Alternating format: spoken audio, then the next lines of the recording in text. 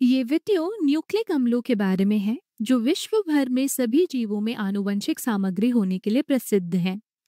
DNA या deoxyribonucleic अम्ल एक प्रकार का न्यूक्लिक अम्ल है जो किसी भी असीम केंद्र की, ससीम केंद्र की या कोई विषाणु में आनुवंशिक सामग्री के रूप में पाया जाता है। आरएनए या राइबोन्यूक्लिक अम्ल जो न्यूक्लिक अम्ल का एक और प्रकार है, कुछ विषाणु में आनुवंशिक सामग्री होता है, लेकिन उन विषाणु को छोड़कर दुनिया के बाकी सभी जीवों में डीएनए ही आनुवंशिक सामग्री होता है। अब न्यूक्लिक अम्ल भी कार्बोहाइड्रेट और प्रोटीन की तरह वृहत अणु यानी कि मैक्रोमोलिक्यूल होते हैं, जिसका अर्थ है कि ये एकलकों यानी कि मोनोमर से मिलकर बने होते हैं जो आपस में जुड़कर एक बड़ा अणु बनाते हैं। न्यूक्लिक अम्लों में मिलने वाला एक लकीय घटक न्यूक्लियोटाइड कहलाता है। न्यूक्लियोटाइड न्यूक्लिक अम्लों के एक लकीय घटक होते हैं और प्रत्येक न्यूक्लियोटाइड, चाहे वो डीएनए में हो या आरएनए में, 3 भागों से बना होता है। एक फॉस्फेट समूह जो एक पेंटोस शर्करा से जुड़ा होता है और ये शर्करा एक नाइट्रोजन क्षार से जुड़ी होती है। नाइट्रोजन क्षार इसलिए कहा जाता है क्योंकि इसमें नाइट्रोजन युक्त कार्यात्मक समूह होते हैं। इस प्रकार एक न्यूक्लियोटाइड में होता है एक फॉस्फेट समूह, एक पेंटोस शर्करा और एक नाइट्रोजन क्षार। अब आप सोच रहे होंगे कि डीएनए और आरएनए को न्यूक्लिक अम्ल क्यों कहा जाता है।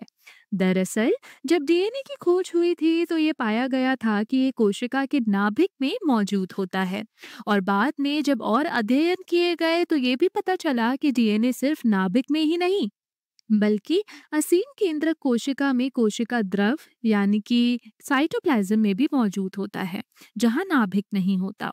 अब अम्ल शब्द क्यों, इन्हें न्यूक्लिक अम्ल क्यों कहा जाता है, ये हम थोड़ी देर में समझेंगे। अब जबकि हम न्यूक्लियोटाइड की संरचना से परिचित हो गए हैं, आइए डीएनए के न्यूक्लियोटाइड की संरचना को और विस्तार से समझें।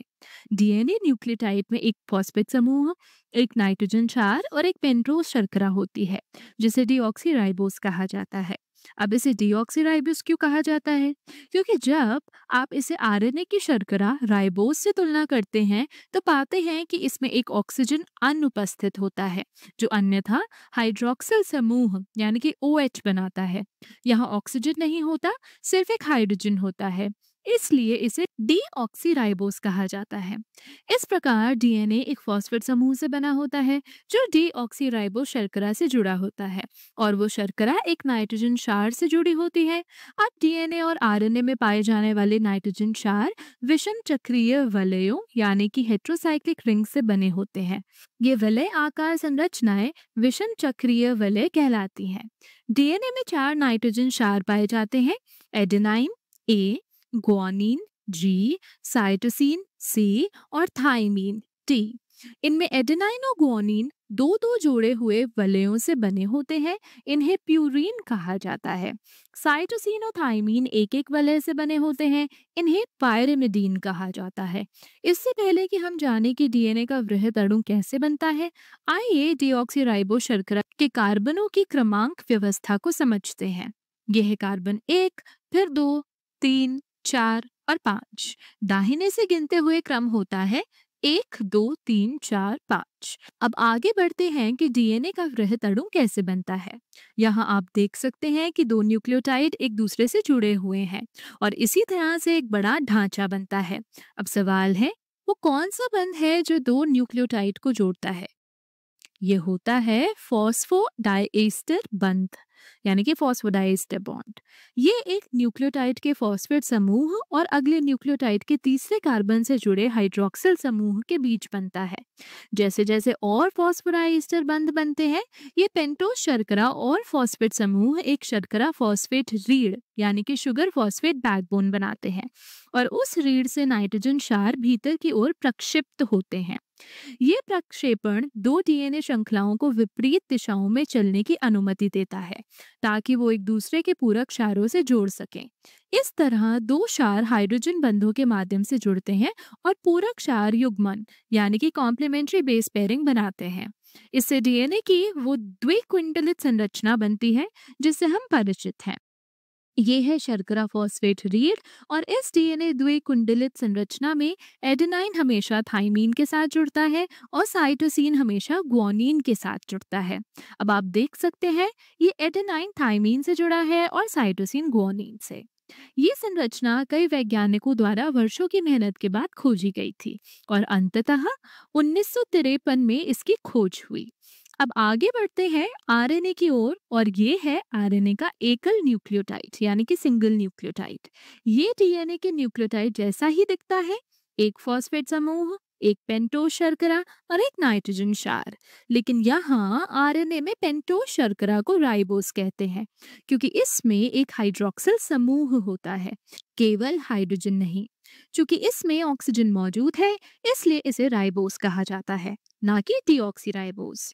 ये डीएनए और आरएनए के बीच एक प्रमुख अंतर है। आरएनए में पेंटोज शर्करा होती है, राइबोस। डीएनए और आरएनए में 3 नाइट्रोजन क्षार सामान्य होते हैं, एडेनाइन, ग्वानिन और साइटोसिन।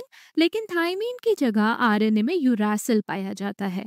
यूरासिल और थाइमीन की संरचना लगभग एक जैसी होती है, बस एक छोटा सा अंतर होता है। यूरासिल में मिथाइल समूह नहीं होता, जबकि थाइमीन में होता है। आरएनए में केवल यूरासिल होता है और डीएनए में केवल थाइमीन। अब जबकि हम आरएनए और डीएनए की मूल संरचनाओं को समझ चुके हैं, तो आइए प्रश्न का उत्तर पूरा करें। इन्हें न्यूक्लिक अम्ल क्यों कहा जाता है? तो ये देखिए, ये फॉस्फेट समूह, इसमें ऑक्सीजन परमाणु होते हैं और इन ऑक्सीजन परमाणुओं पर ऋणात्मक आवेश होता है। ये ऋणात्मक आवेश अणु पर अम्लीय गुण लाता है, इसलिए इन्हें न्यूक्लिक अम्ल कहा जाता है। अब आगे बढ़ते हैं कि आरएनए का वृहद अणु कैसे बनता है। आरएनए में भी 2 क्रमागत न्यूक्लियोटाइड के बीच फॉस्फोडाइएस्टर बंध ही जुड़ाव बनाता है। आप यहाँ देख सकते हैं कि फॉस्फेट समूह इस न्यूक्लियोटाइड के 3 प्राइम हाइड्रोक्सिल से जुड़ा है और इसी तरह आगे बढ़ता है। हालांकि डीएनए के विपरीत आरएनए स्थायी द्विसूत्रीय संरचनाएं नहीं बनाता, कुछ विषाणु को छोड़कर, जहां द्विसूत्री आरएनए ही आनुवंशिक सामग्री होते हैं। इन मामलों को छोड़कर कोशिकाओं में स्थायी द्विसूत्री आरएनए काफी दुर्लभ है। इसके बजाय आरएनए विभिन्न प्रकार की संरचनाएं बनाता है, जैसे मैसेंजर आरएनए यानी कि एमआरएनए, ट्रांसफर आरएनए यानी कि टीआरएनए और राइबोसोमल आरएनए यानी कि आरआरएनए। ये संरचनाएं बहुत महत्वपूर्ण कार्य करती हैं।